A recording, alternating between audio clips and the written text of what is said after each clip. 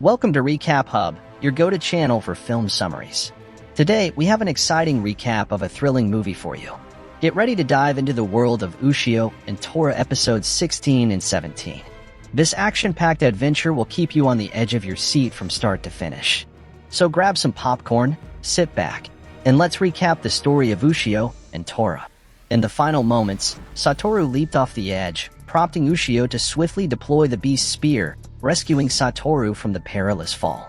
However, Jun was deeply affected by this turn of events, overcome with sorrow and tears.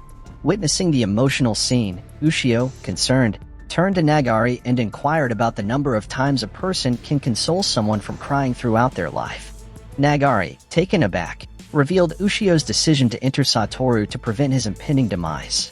Despite Nagari's warning about the potential consequences, with the beast's spear consuming his soul and transforming him into a monstrous entity, Ushio remained resolute. He couldn't bear to see Jun in distress or witness anyone's tears without feeling an intense pang in his chest. Nagari attempted to persuade Ushio, but his determination remained steadfast. At that crucial moment, the mirror expert intervened, summoning a yokai named Izuna to aid Ushio. Izuna, claiming expertise in infiltrating humans, appeared just as Tora emerged, frightening Izuna. Tora addressed Ushio, cautioning him that once inside Satoru, there might be no return to humanity. Unswayed, Ushio had already made up his mind. Concerned for Ushio's well-being, Tora decided to accompany him into Satoru. Ushio, now armed with the beast's spear, informed Jun that Satoru's body would convulse, urging her to hold him tightly. With determination, Ushio, Izuna, and Tora entered Satoru's body, where the organs had taken on an eerie transformation. Izuna proposed navigating through the unusual organs to reach the brain when suddenly they faced an unexpected attack. Ushio skillfully fended off the assailants with the beast's spear, and the trio commenced their journey, running amidst the perplexing landscape of Satoru's internal blood vessels. Amidst the unfolding events within Satoru's body, Jun, growing increasingly agitated, demanded an explanation for Ushio's actions. Nagari assured her that everything would be fine, but Jun remained skeptical. Nagari, shedding light on Ushio's character, emphasized how Ushio, despite the option to live a carefree life, chose to fight for the well-being of friends, women, and children. Even in the face of adversity, Ushio constantly rose to the occasion. Nagari conveyed Ushio's unwavering determination to save Satoru, even if it meant sacrificing his own soul to the spear.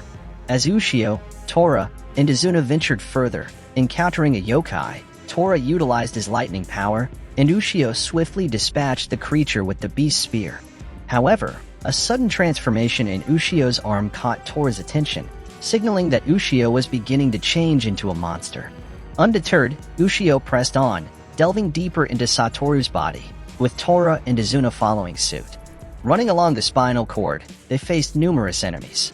Despite the ominous changes in his body, Ushio fearlessly confronted the attackers. Satoru, now under the control of Hayu, declared his intention to consume Ushio alive within the body. Undeterred, Ushio attacked, and Hayu retaliated, striking Jun in the process. However, Jun, to everyone's surprise, exhibited newfound powers. Ushio assured Jun that he would rid Satoru of the malevolent forces. Harnessing the power of the beast's spear, Ushio initiated the process. As he did, changes manifested in his other hand, signaling a significant transformation within the body. Observing the unfolding events, Tora expressed concern, while Izuna questioned Ushio's relentless determination to fight. Ushio responded, acknowledging that the day had come to pay for the countless battles he'd waged with the beast's spear. He was eager to discover his true nature, asserting that abandoning the fight now would make him a true monster. Suddenly, a new adversary emerged, identified as Chibakama, the leader of Hayu controlling Satoru's body. Ushio, undeterred, engaged in a fierce battle, but Chibakama proved to be a formidable opponent. During their confrontation, Ushio inquired about Hackerman's motives and plans post the beast's spear's destruction, emphasizing his personal quest to uncover his mother's secret. Chibakama, revealing Hackerman's destructive intentions, claimed to be the embodiment of the world's evil and hatred. Ushio, feeling a sudden loss of power, found himself unable to counter Chibakama's attacks. Witnessing Izuna stepping in to shield Ushio from an impending blow, Ushio grew distressed. Izuna, expressing admiration for Ushio and his desire to meet him, faced the imminent threat from Chibakama. Despite Izuna's intervention, Chibakama continued his assault. Ushio, now fueled by anger, confronted Chibakama, who confessed that he initially believed the fight was impersonal. However, he had come to realize Hackerman's role in manipulating and controlling humans, leading to their self-destruction. Fueled by this revelation, Ushio unleashed his fury on Chibakama.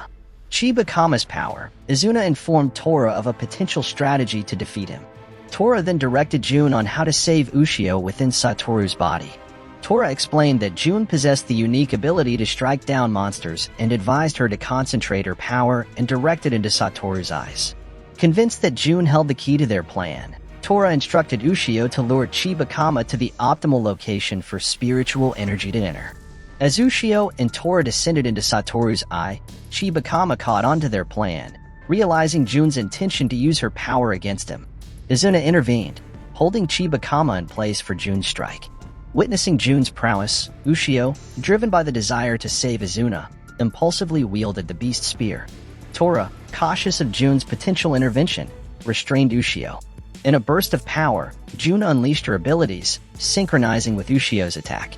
The combined efforts destroyed Chibakama, and Ushio managed to save Izuna in the process. However, the trio found themselves trapped within Satoru's eye. As Satoru regained consciousness, June revealed the truth about who had saved him. Satoru, touched by Ushio's selfless act, expressed gratitude and admitted his past jealousy of Ushio's possession of the beast spear. Overwhelmed with emotion, Satoru acknowledged Ushio's sacrifice, shedding tears. Nagari, relieved to see Ushio in good condition, witnessed the emotional exchange. June, finally expressing her gratitude to Satoru for saving her years ago, revealed that she had wanted to thank him all this time. Satoru, moved by her words, acknowledged the depth of their connection. When Nagari questioned Ushio about the number of times one could save others, the story unfolded into a profound reflection on friendship, sacrifice, and the enduring bonds that had been forged within Satoru's body. Times in a lifetime can a guy stop a girl from crying, but in your case, it is probably as many as you want. Now, as for being a chosen successor for the Beast Spear, I am out. Suddenly, the Beast Spear began consuming Ushio's soul, and he underwent a complete transformation into a monstrous form, surprising everyone witnessing the spectacle.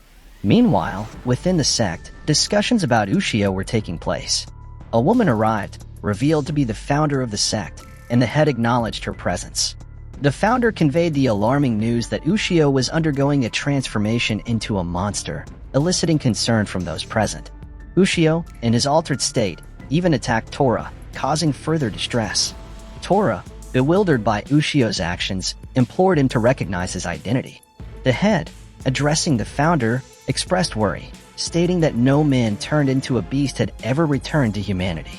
The founder suggested using a comb, but the head was initially confused. The founder clarified that it was the same comb passed down through generations, currently in Ushio's possession.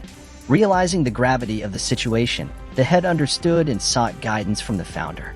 The founder instructed the head to find a powerful priest while she herself would go to the girls who needed to use the comb.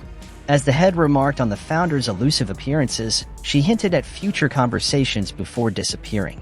Just as the founder vanished, Ushio's father, Sugary, entered the scene. The unfolding events set the stage for a complex and mysterious turn of events within the supernatural realm. Can be found. Now, the founder, who is a powerful priest, visits each of the girls Ushio had encountered, including Nakamura and Dino A. Nakamura questions the founder's identity, and she introduces herself as GMA, revealing that she no longer exists in the world. Nakamura notices the resemblance to GMA and is taken aback.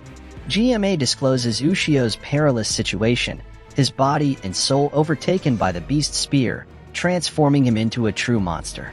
Shocked by this revelation, Nakamura and Dino A learn that the only way to return Ushio to his human form is for the women with ties to him to unite and comb his hair. GMA asks if they are willing to join her in this endeavor, and both Nakamura and Dino A agree. Meanwhile, Reiko arrives to pick them up. On the other side, Nagari and others attempt to impede Ushio's progress with a barrier, but he effortlessly breaks through and flees.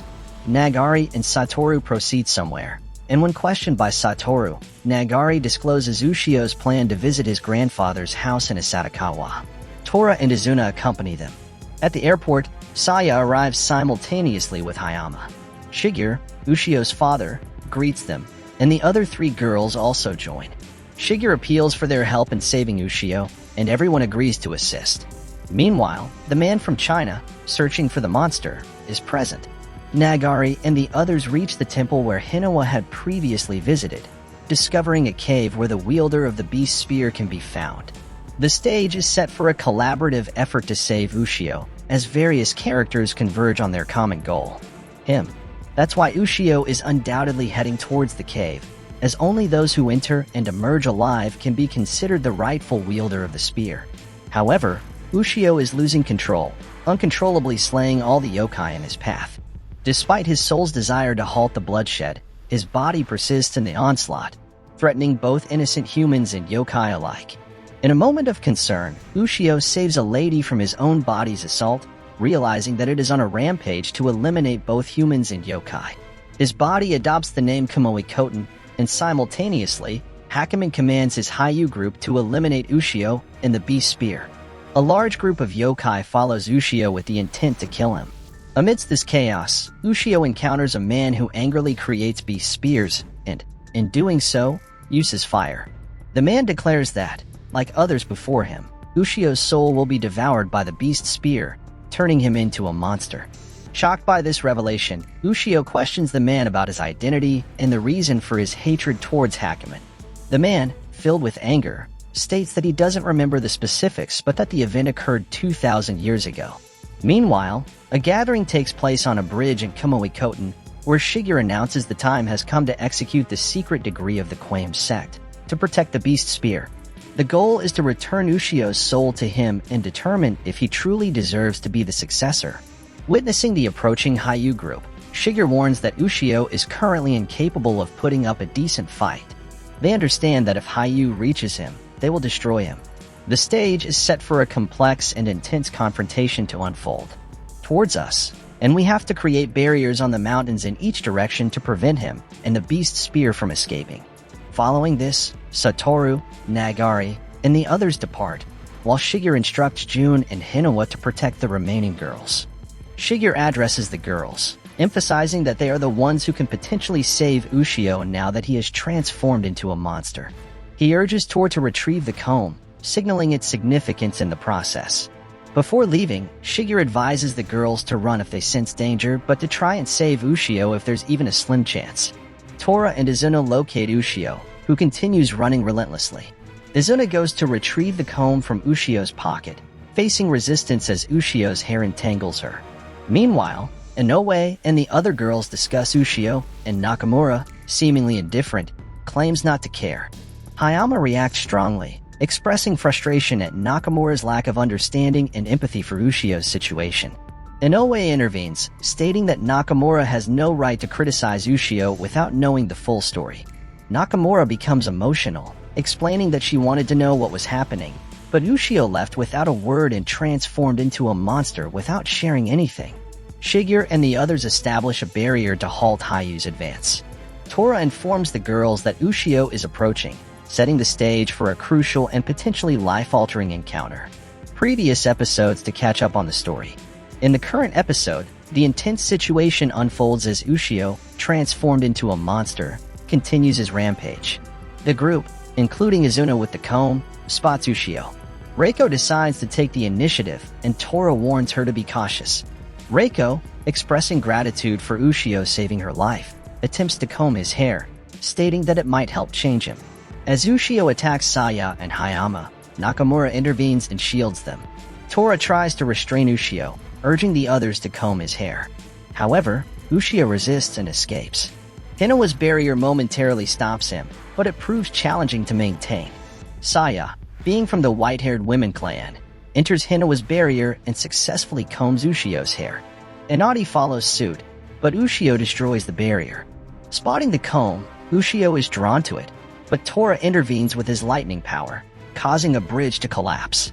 Tora rescues Inadi and Saya, pledging to assist until Ushio becomes approachable again. Ushio targets Hinawa, who is fatigued and unable to create another barrier. June arrives to save her from Ushio's attack. Together, June and Hinawa combine their powers to create a barrier and halt Ushio. Hayama, determined to use the comb, faces the challenge of a broken bridge, urging them to reach Ushio quickly. As the episode concludes, the story intensifies, leaving viewers eagerly anticipating the next developments.